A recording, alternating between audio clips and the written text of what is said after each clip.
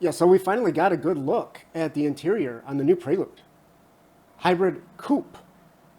So, of course, this thing's going to have a lot of parts, a lot of common things from the Civic, from other Honda and Acura models.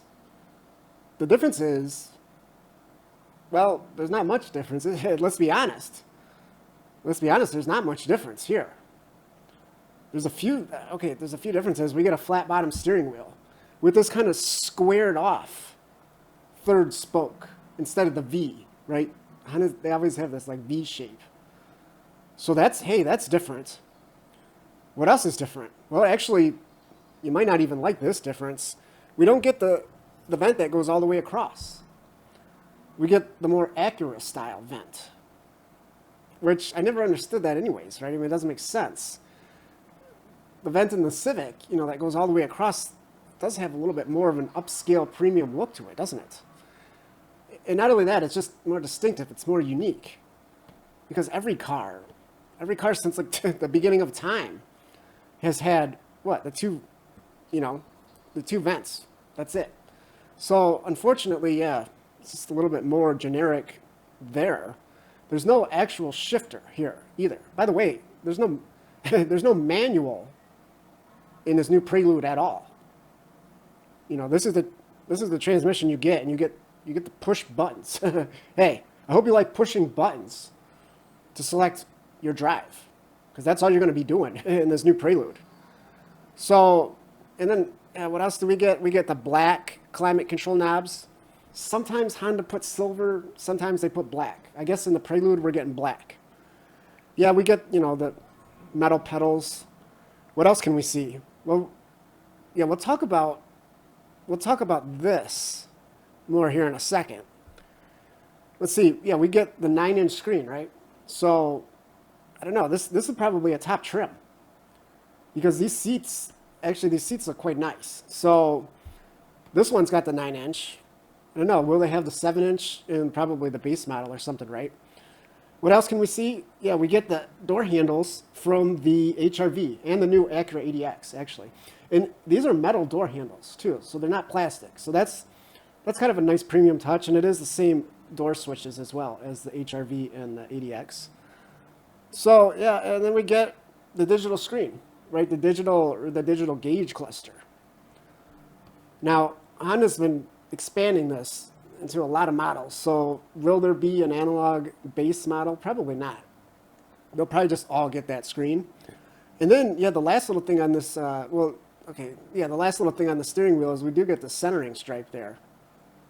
So, yeah, it's kind of a nice touch for a, sports coupe. I don't know. We'll talk about that. Is this really a sports car? I don't know. So, and then, yeah, we get silver paddles. So, now is this silver plastic, or is it actually metal? Hopefully it's metal, right? I mean, that'd be a nice touch. And that's something I think they did on the ADX as well. I haven't gotten confirmation, though, if it's actually metal or if they're plastic. So if any of you guys know about that, let me know about that. So, but yeah, let's get to this, because this kind of drives me nuts. You get this huge, this thing's huge. It's a huge button to enter this sport shift mode. And they say they actually benchmarked the NSX, which has a dual clutch transmission, very snappy shifts. So they said they benchmarked that, to get this Prelude, doesn't shift, but to change ratios as, I don't know if they can do it as quick as a dual clutch, but I guess that was their target. How far they landed from that target, I don't know. But yeah, so if you want to do use those paddle shifters and you want to get some real quick shifts off, I guess I guess you got to press this huge button. It's not going to do it. It's not going to do it by itself like in automatic mode. Probably for fuel economy reasons, right? I mean, it's going to have just kind of a lazier changeover of the ratio to kind of maximize fuel economy. But I don't know. I still think in a sports coupe like this, it would have been nice just to have it shift, do those fake shifts, quick, snappy shifts all the time. And I don't understand this placement, so they put it on the center console, but they want you to be able to press it, you know, find it easily, press it quickly without really looking. I guess that's why they made it so huge. The only thing is, Honda already had a better solution to this like 10 years ago. Actually, in the CRZ. You guys remember that thing? That was a sports hybrid. A lot of people laughed at that because it didn't have much power. But I don't know, it's kind of hard to say, like, hey, it might have been more of a sports car than this new Prelude because you could at least get a stick shift, right? And 3 pedals, which you're not going to get in this new Prelude. So yeah, the Prelude's got a lot more power. But I don't know, it's going to look better too, right? I mean, this is something a lot of people didn't like about the CRZ either, is it kind of had this 2-door Prius look to it, right? With that falling roofline hatchback.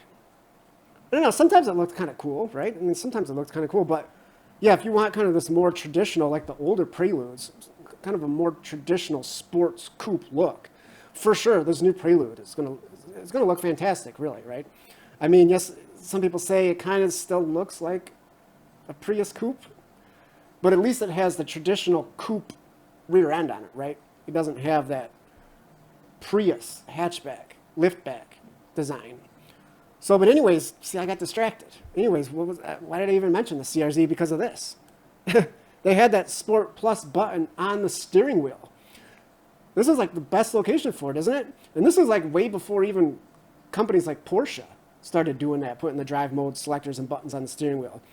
Honda had it here on the CRZ. And it was really nice. Like, in fact, it's kind of funny too. It's the same exact logo. This is like 10 years ago. And as you can see, it actually lit up too. So why didn't they just do that? Why didn't they just put it right there? Then you wouldn't have to have some huge button on the console, right? You know, I don't know. There's probably some kind of reason, I guess. Some kind of reason. Anyways, let's get to the seats. These look cool, right? This kind of integrated headrest and how really, you know, the back area around the shoulders comes all the way up. Hey, all the way up to the ceiling almost. So, yeah, and then there's that loop because it's a coupe. But, yeah, it is kind of a nice, actually a very cool looking seat. And a lot of you guys would probably appreciate that old school Prelude script, right?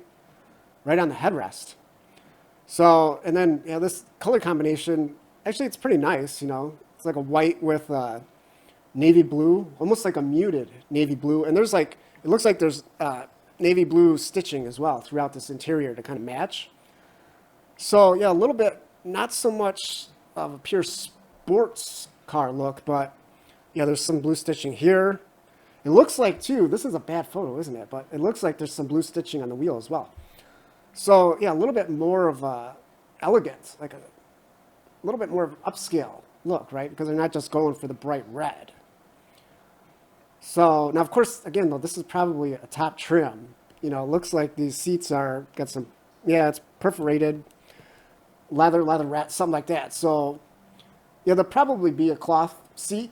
And as I said, probably with that 7-inch screen.